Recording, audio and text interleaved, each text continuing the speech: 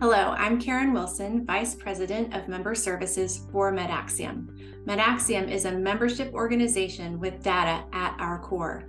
One of your most valuable resources as a member is exclusive access to MedAxcess, the cardiovascular industry's leading proprietary database and business intelligence application. When you submit data to be included in MedAxcess, you make the data stronger. You know that your organization is included in the benchmarking numbers, and you clearly see how your program compares to all the other MedAxcess members in MedAxcess. This gives you crucial data and insights to shape your program strategies and transform cardiovascular care. I'm going to walk you through the data submission process so that you can take full advantage of all MedAxcess has to offer. To get started, go to medaxcess.com. Make sure to log in. Your access to MedAxcess is tied to your website login. If you get an error message and are not able to get in, then it's likely that MedAxcess was not requested as part of your access setup. Contact your membership representative or email membership@medaxcess.com and we will take care of this for you. There are a couple of ways to enter MedAxcess. My favorite is here in the login section. You can also find MedAxcess under Organizational Performance Solutions. If you are not familiar with MedAxcess, the homepage provides a great overview as well as contact information if you need assistance. Everything you need to submit data is here. Click the green Submit Annual Survey Data link. After leaving the homepage, you can get to the same information clicking on the Survey tab. The submission process is laid out step by step. Step 1, download the instructions. These instructions walk you through each of the data worksheets provided in the following steps. We describe the worksheet formats and each data element column by column. We do tweak the worksheets each year as we are continuously working to improve MedAxcess and the benchmarks available. So please read the instructions carefully, even if you have submitted data in the past. Step 2 is the heart of MedAxcess data, your FTE and your CPT template worksheets. Download the FTE worksheet.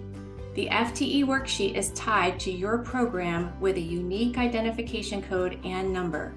Please do not alter the format of this worksheet in any way, as it contains multiple embedded macros and formulas to make the data upload successful.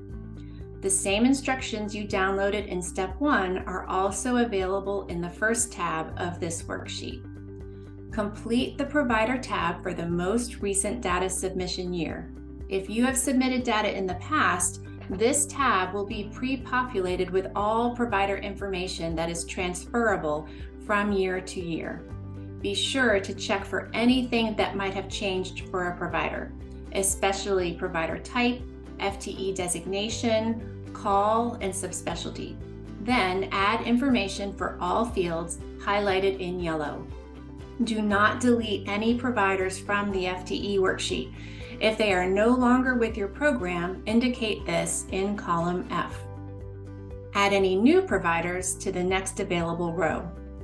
If this is your first time submitting program data, work left to right as you add each provider with your program. As you enter information, the required fields will highlight yellow. Do not enter anything in fields that are highlighted gray. Please don't forget to submit your program's patient panel in the top left of the worksheet. This is a critical data element used in many MedAxcess measures. The definition is included in the instructions. Also, non-clinical compensation data for your program should be entered at the top right of the worksheet. This data is no longer collected in a separate tab. Download the CPT worksheet here. As with the FTE worksheet, instructions are in the first tab. The CPT worksheet is a template showing the data to be generated from your EMR system and then exported into Excel. Send the raw data by the columns shown in the template. Do not submit data in pivot tables. New this year, we have separated the financial and the staffing data surveys. Step 3 is the financial data survey. This information can be submitted two ways: by entering the data online or by downloading the financial data worksheet here and entering the data in Excel. Again, the instructions are repeated in the first tab. Step 4 explains the new process for submitting staffing data this year. To simplify the submission of staffing data, increase participation, and help provide consistency in how staffing positions are categorized, we are no longer asking you to summarize and enter staffing numbers into a worksheet. Instead, send us your staff roster from your HR or payroll system, and we will do the work for you.